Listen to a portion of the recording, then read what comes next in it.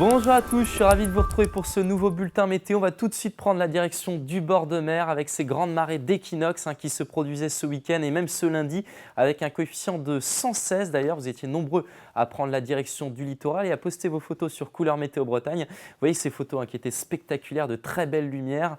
Et on va terminer d'ailleurs ce petit tour avec cette photo de houle sur Saint-Malo ou encore ce coucher de soleil magnifique que vous avez immortalisé du côté de Crozon. L'actualité, elle est aussi en Atlantique avec cet ouragan qui a été baptisé Lorenzo en catégorie 5. Jamais un ouragan aussi puissant n'a été aussi proche des côtes européennes. Et vous voyez que la trajectoire montre qu'il va soigneusement d'ailleurs éviter nos côtes ces prochaines heures avec sans doute de très fortes conditions attendues du côté des Açores. Mais ensuite, les eaux froides vont le rétrograder en dépression atlantique et donc la France ne devrait pas être concernée par ce phénomène. Alors en France, justement, que se passe-t-il? On a l'anticyclone qui va progressivement regonfler et qui va nous protéger à partir du milieu de semaine. En attendant, cette dépression va circuler et on la retrouvera en matinée sur l'ensemble de la région avec des averses qui vont s'évacuer plutôt aux frontières de l'Est. Vous aurez de belles conditions à l'arrière avant que de nouvelles averses arrivent par l'Ouest. Elles vont envahir toute la région dans l'après-midi avec un vent qui va basculer progressivement au secteur nord-ouest. Les averses devraient se raréfier en fin d'après-midi sur la côte nord. La masse d'air maintenant,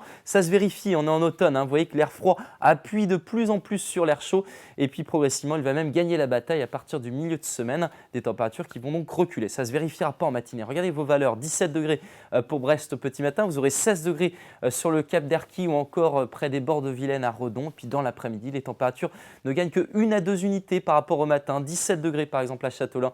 Vous aurez 19 à Dinan, 19 aussi pour Nantes et 18 à Fougères. La suite, comment ça va se passer?